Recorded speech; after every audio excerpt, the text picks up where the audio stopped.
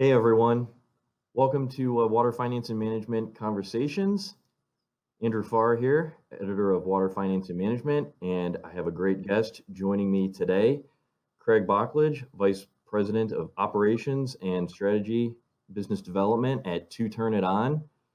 Craig, you've been in the utility space since 2012.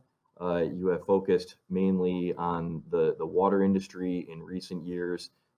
Your current role at 2TurnItOn, a utility connection service, which we're going to get into in a minute. You oversee the day-to-day operations of the business, and you work directly with utilities, cities, and municipalities, and even investor-owned utilities within that to connect them with the tools you offer. So, Craig, good to have you with us today. Thanks for having me, Andrew. Happy to be here. Thanks for inviting me. Absolutely. So, as I mentioned, 2TurnItOn, a utility connection service. You were founded in 2002, and so you've been around a while. And there's two parts of the business that I want to start off discussing. One part that's sort of geared toward the end users of water systems, if you will, the consumers, and then a second part, sort of an order management piece that's geared towards the utilities and the municipalities themselves. So why don't you start off by explaining the business for us and kind of those two separate pieces?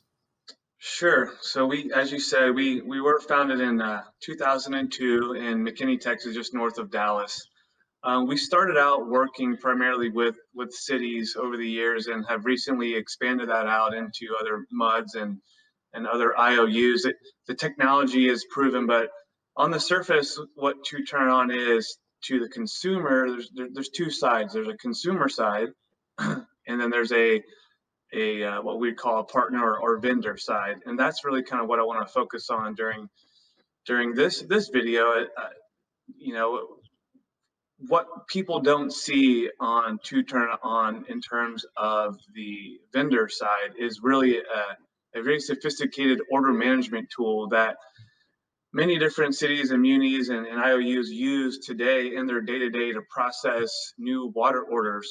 We provide a way that it's a free technology, but it's a way that new residents and consumers and customers moving to various cities or service territories within IOU's footprints, it allows them a way to sign up for water service online and at the same time connect many other utilities that are available to them in that specific service address or service zip code.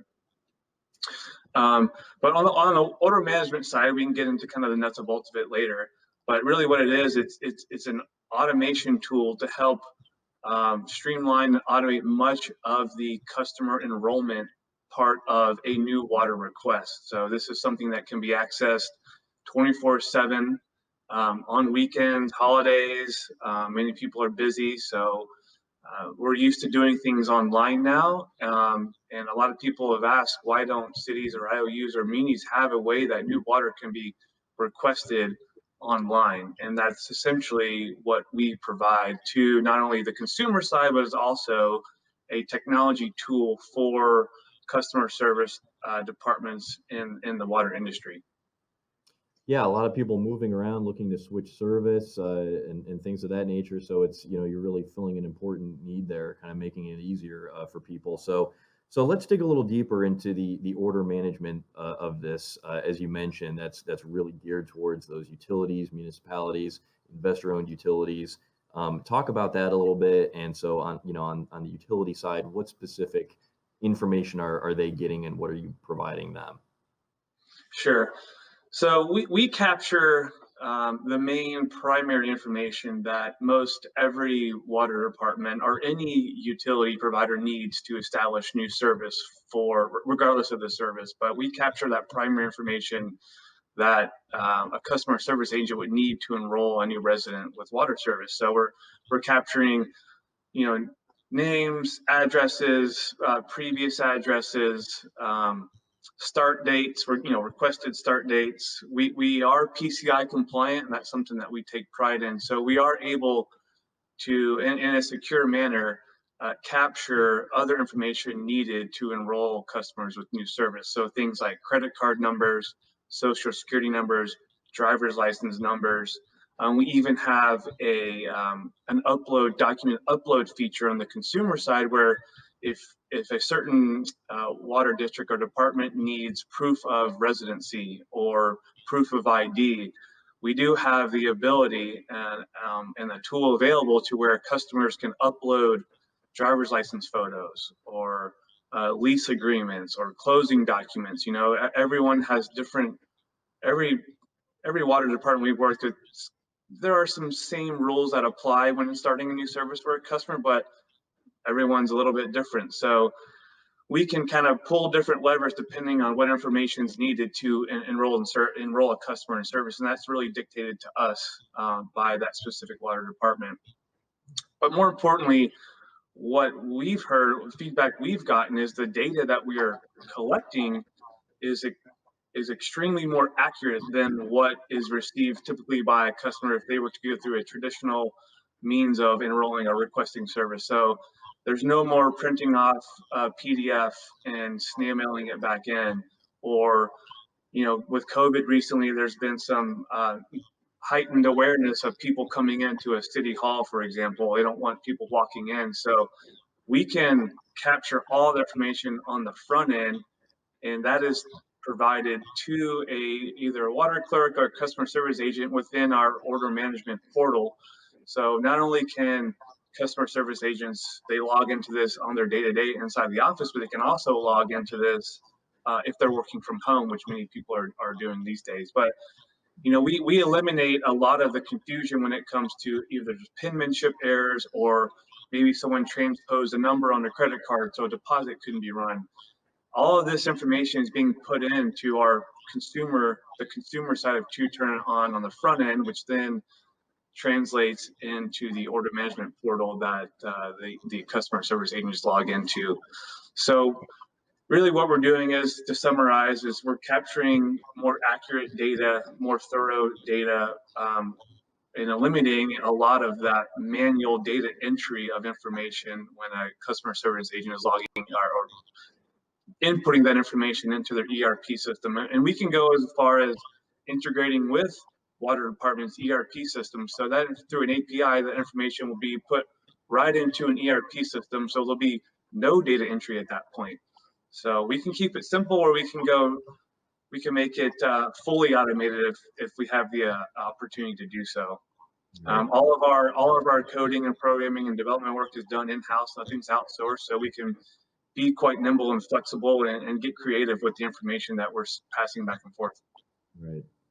So you know, you mentioned the portal, the order management portal. So let's talk a little bit about that. And so, you know, when utility personnel are using this, talk about the ease of use, and you know, what are they seeing, and you know, the efficiency of the program, and you know, how it ultimately kind of helps them make better decisions.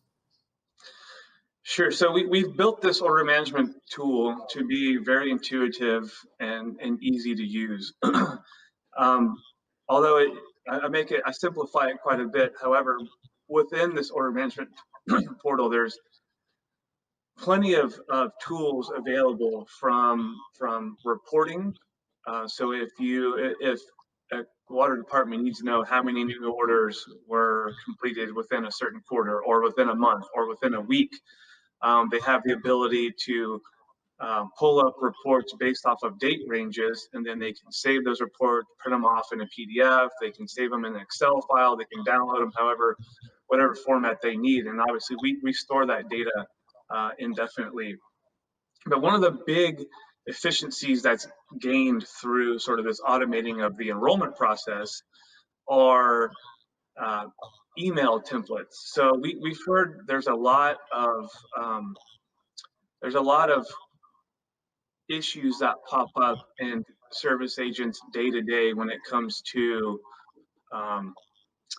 dealing with customers on the phone, spending a lot of time on the phone, educating customers on what they need to do, what information is needed to set up new service. Oftentimes you have Service territories can be broken up sometimes by street. One side of the street serviced by one company and the other side with a different company. So within the order management portal, we have hundreds of different unlimited amount of email templates that you can set up. So if someone signed up for service and it turns out that they're not in your service territory, you have the ability to custom create an email template through a drop down menu that says, so you would change the order, you would reject the order, and then that sends an email out, triggers an email out automatically out of the order management portal back to the customer via email that says, your order's been rejected due to not being in our service territory. Please contact XYZ company, and here's their phone number. Or if there was an issue of a certain service address that had some bad debt tied to it, or there was a potential fraud going on, if they were trying to sign up that same address under a different phone number, you can reject that order and say, please call the office, or we need more information, or every single city or everyone using our portal has different email templates available to them, and that's really just to keep the amount of phone calls, reduce the amount of phone calls coming in to the office on a day-to-day. Other than that, you have the ability to change your rates. You don't have to come to us. You can change if you're adding a trash service. So we do water, trash, wastewater. It all depends on what the city or IOU provides. Right. You have the ability to change information that you're receiving on the front end. So let's say you change some rules on what you need now to enroll a customer in service. So things like, we didn't need a social before, but now we need it. These are all things that you can change within the order management portal that has a direct effect on what information is captured on the consumer side. So we also have the ability to run ID verification. So one of our IOU partners, they do an ID verification on every single order, and that pings, there's an API that goes behind the scenes. It creates an ID score, a threshold. That score is then returned within the order management portal and is attached to that specific order number. So, in a perfect world, you have a customer that signs up for a service, everything's approved. You click the drop down menu, hit approved. You can respond back with the email template that says your order's been approved, your water will turn on this day, and here's your account number. Thank you for being a customer. That's just a few of the capabilities within the portal. I'll be happy to whoever out there is watching this to give a demo, and it really all starts to make sense when you can visually see this. So there is a dashboard of sorts that will kind of give you, it'll tell you pending orders, rejected orders, approved orders, on hold orders. You can dig in and find out why they're on hold. Oh, we need a driver's license, an updated driver's license photo for this person. Yeah. So there's a lot of functionality built in there, and be happy to do some demos for folks when the time comes. Sure. And, a lot of what you're mentioning is really interesting. And just kind of moving into my last question here that might help us kind of, sum up the big picture of some of this. In our publication in Water Finance and Management, we cover a lot of topics. Obviously, we are, tailoring topics to utilities and increasing efficiencies for, within managing a utility. A lot of technology out there is geared towards improving customer service, but I think things like new enrollments for service or cancellations or the actual connection, kind of the management end of those pieces is kind of under we don't discuss that enough, or that's not talked about enough. So I guess based on what you guys do and some of the conversations you've had with utilities or a municipality or as we've mentioned, if it's an investor-owned utility, what would you say are some of the challenges that they're trying to address here? Is it lack of accurate data about enrollments, or is it because you mentioned capturing better data? Is it they're having organizational issues. What are some of the challenges that you're seeing them having that you're trying to address? Sure. Yeah, that's a great question. And I spoke to a couple of the challenges that we see commonality through our different partners. More recently, we've seen more interest just simply due to specific COVID related issues. Whether that be reduced staffing because of layoffs or revenue issues, right? Or people coming in to City Hall, they don't want people walking into the City Hall to start water service. Sometimes there's a financial component that hey, we need a new technology, but we just don't have the budget to do it, and that's really a huge value that we bring to the table is that all of our partners they don't receive an invoice from us whatsoever to use this order management portal.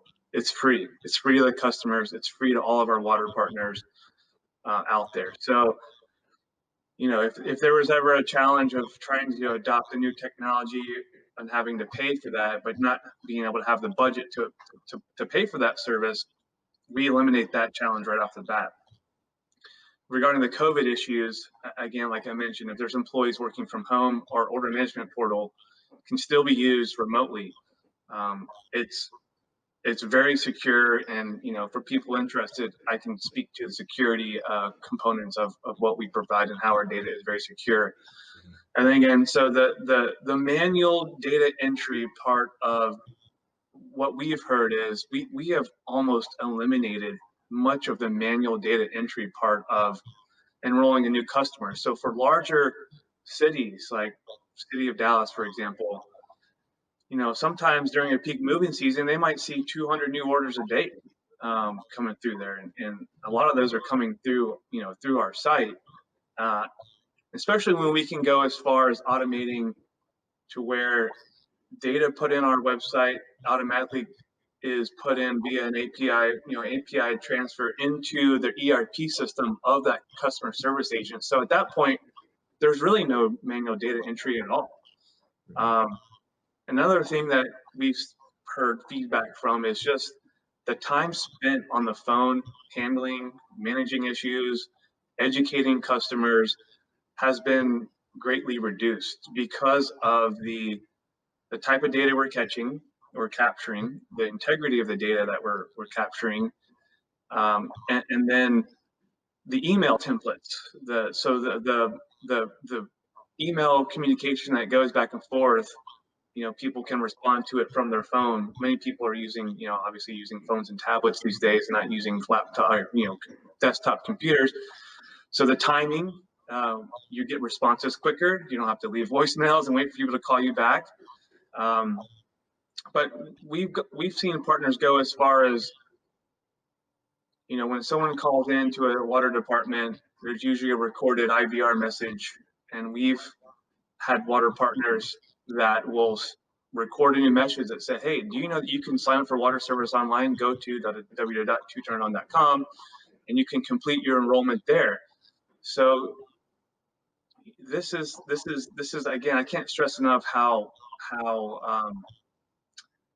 much of the efficiency is gained through this free tool that we're giving to our municipality friends out there. But those are some of the main challenges that we've seen: COVID-related issues, data integrity issues, just the sheer time it takes to manually data enter an issue, and then time spent on the phone just handling, the kind of those day-to-day sort of firefighting problems that pop up. Well, Craig, this is really interesting, and I want to go ahead and wrap up, but I hope we can talk more about this in the future. And you said it's 2TurnItOn, as in the number 2TurnIton.com. Is that correct? That is correct. www.2turniton.com. Excellent. So 2turniton.com if you want to get more information. Of course, when we post the video, we'll include some links and some additional information for people also. And Craig, like I said, hopefully we can talk more about this in the future, because it's definitely another area of another function of a utility that's quite a lot of coordination that sometimes isn't talked about enough. That there's companies out there working to address some of the challenges there. So it's good to know. Craig, it's been great talking with you. Thanks for joining me today. All right. Thanks. Have a good one.